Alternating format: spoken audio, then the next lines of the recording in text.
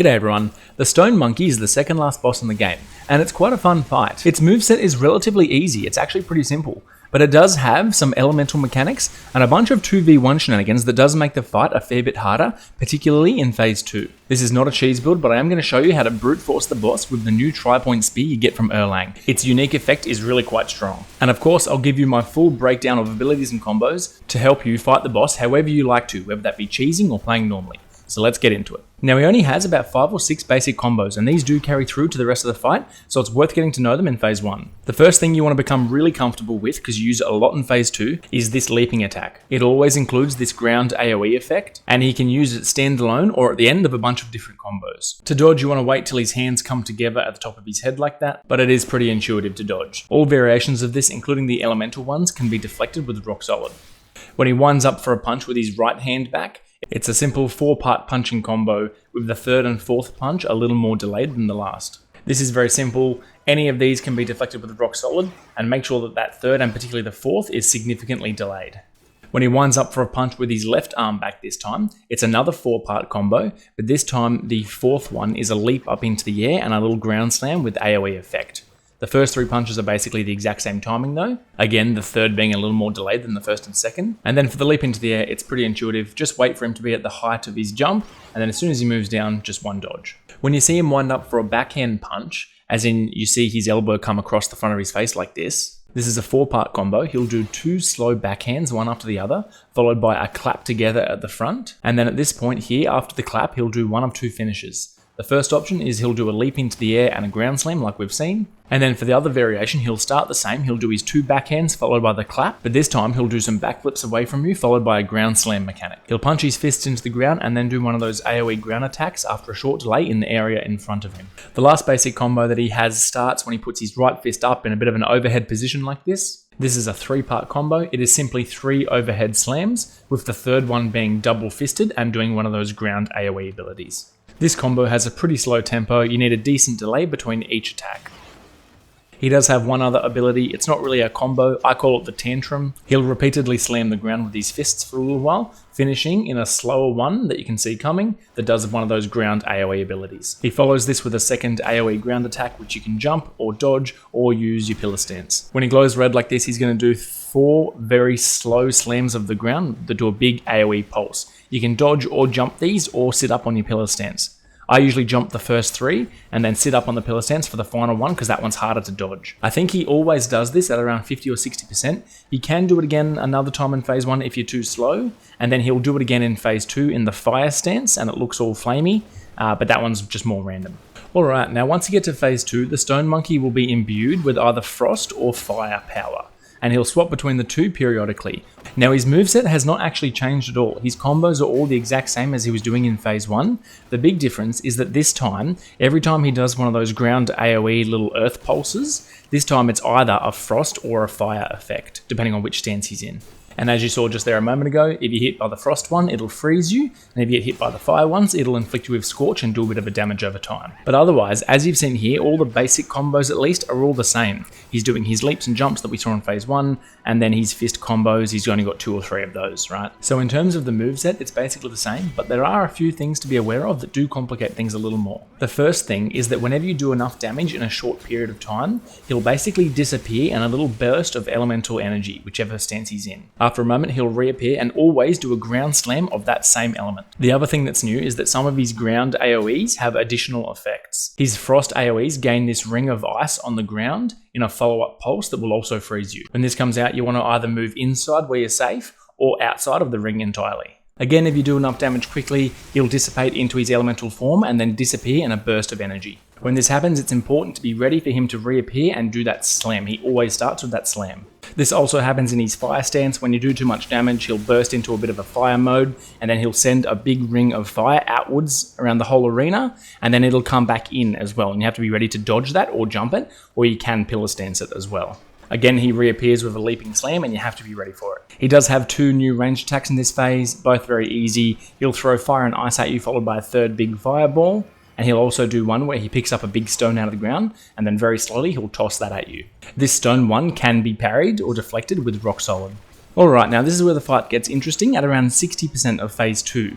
He'll do this thing where he scratches his head and pulls out a hair, and then he'll split into 2 forms. Now one of these is ice and one of them is fire. This is where the fight starts to feel really chaotic, but there is a method to the madness, so let me slow it down and show you what's going on. Now in this phase of the fight, they're basically going to tag in and out, right? One's going to jump in at you, and usually nearly always starts with a leap like this, and the other one's going to move away or backflip away.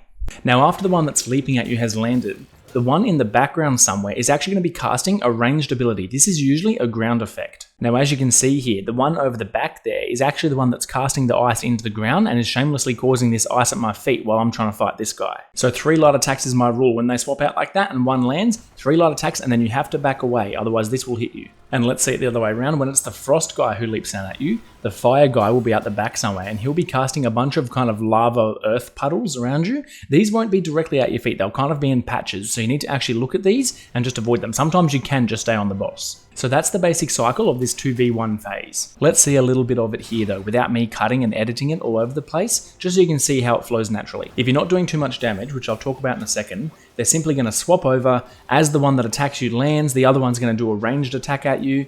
Right, after that happens, the one that you are fighting is going to do 2 or 3 combos that we've seen before, and then they're just going to swap again in their own time. And that cycle is just going to repeat. Let's watch it here. So the ice guy just jumped in. We see the ground fire effects there, and then they're going to swap over. Fire guy comes in. We get the ice effect at our feet, and we're going to get out of that. This guy might do a combo here. Let's have a look. Yep, he's just going to do a basic combo or 2. We dodge those just like we saw in phase 1. Nothing too special. Remember, that's going to be an actual elemental effect this time. And then after a few combos, they're going to swap out again. And here they go, swapping out, and now the ice guy comes in. Same thing, the fire guy is going to cast fire at our feet, so we're going to back up and dodge that. And then he's going to proceed to do a combo. He's doing the ranged one here, as you can see. After that initial ground effect, the second guy doesn't actually do anything. He just walks around at the back doing nothing, as you can see there. And then again, they're just going to swap out. Fire guy leaps in, and then the ice guy's casting at our feet. So this is the basic cycle. You can see that it is very cyclical. So if you are really struggling with this phase, one approach is actually just to slow it down. Only do those 3 basic attacks. You don't want to do too much damage, because that's where it gets even more complicated. Just a quick note is that sometimes the guy at the back doing the ranged ground thing is actually just going to throw a rock at you instead, but you treat it the same. He does a ranged attack and you should be expecting him to be doing something.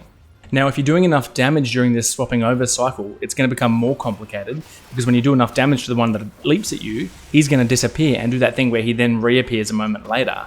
So it's all going to line up so that you have to dodge the initial slam, and then you dodge the ground effect, and then you dodge the reappearing effect as well. So let's see another example. So when I do enough damage to this guy who's attacking me, he's the flame one, so he's going to burst and go into that disappearance of flame at the same time that the frost guy is leaping at me. But remember, the flame ring hasn't come back in yet, so that's going to come through and get me. And then he's going to reappear and do the ground smash at me as well. And then they're going to keep swapping over like normal. So you can definitely play it this way, but if you do want to brute force the boss, you have to be ready to expect those secondary follow-ups after you kill one and it disappears and then it comes back and does the smash. It just adds another layer of complexity and mechanics to the fight.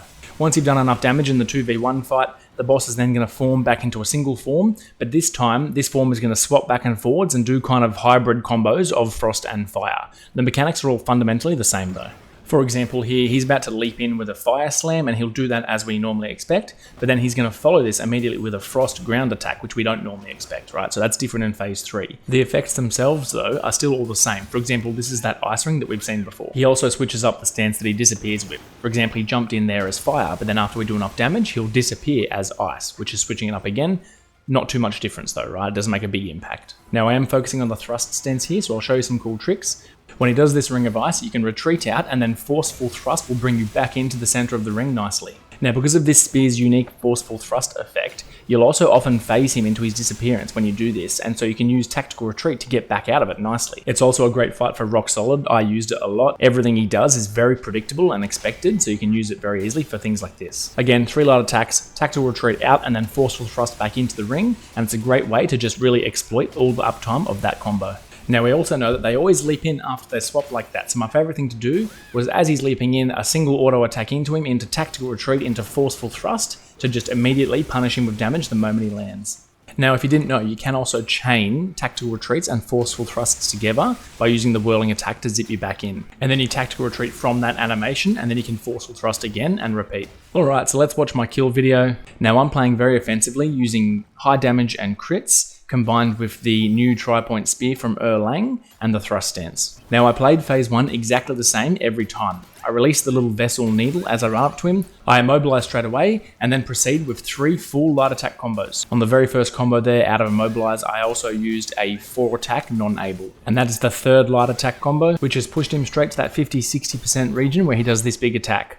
Now I use the pillar stance to dodge the final attack, just for consistency, and then you can come down with a 4-point hit. Immediately run at him and follow up with another 4-point light attack combo with a non-able on the end, and this will interrupt his next attack. At this point you've nearly finished phase 1, I usually do another 2 or 3 light attacks and then do a couple of forceful thrusts just to phase him. Now when he disappears like this in phase 1, he's just going to reappear somewhere and punch you. You can rock solid this, you can just dodge it, or if you get the timing right, and it's just a bit of a vibe timing, you can do a single light attack into a retreat, and that's just a bit of cheeky fun.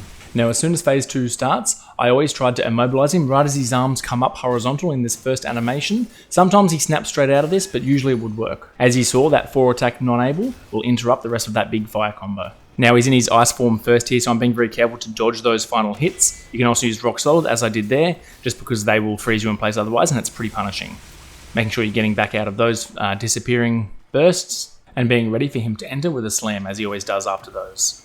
Again, 3 light attacks at the most, tactical retreat into forceful thrust will bring him back in nicely, and then I dodged on an angle here, so I just got hit by that still. It's actually slightly bigger than it looks, which is fine.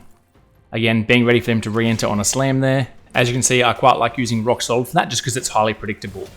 Forceful thrusts, you can see I keep using them for that. It's a really easy way to avoid that combo and maximize damage. And here we go, we've now got our second duplicate coming out. It does have a pretty long spawn animation there, so make sure you're getting in a good few combos of light attacks. So now you should be concentrating on them alternating, and the one that's not fighting you to be doing a ranged ground attack, you need to be constantly looking at your feet for that. You need to decide upon your approach at this point. You can either take it slow and passively so they don't do too much at once, or you can be more aggressive and expect them to kind of burst it down and swap out quicker. And then just because it's fun, I'm going to do a few of these tactical retreats as they jump in at me like that. It's actually very effective. It immediately phases them, and then I can just do it again to the next one like I did there. Once you've done enough damage to that original one, he's going to form back into his single form. It's worth noting you can actually target the original if you keep track of it, but I find it easier just to play the fight as it comes. Now for the rest of this, I'm just doing more of the same. I'm really exploiting the tactical retreats and forceful thrusts while using rock solid for those really predictable slams. Now to get the kind of damage that I'm doing here, I'm using the 3-piece monkey set for increased crit chance after I use spells. As you can see, I'm using rock solid pretty often. On my hands or arm guards, I'm using the ochre arm guards, because when you use a focus point, you also get another burst of crit chance. And as you know, I'm using the tri-point speed that you get from Erlang.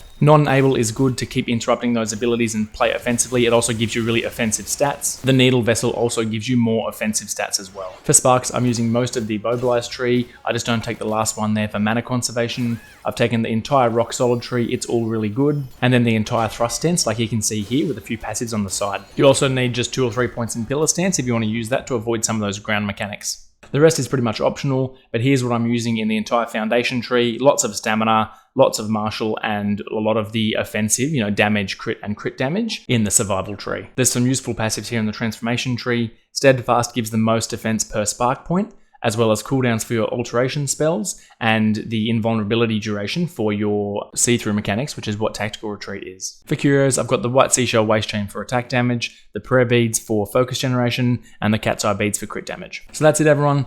If the video helped at all, please like, comment, and subscribe. It helps me out a bunch. Thanks for listening, everyone. Cheers.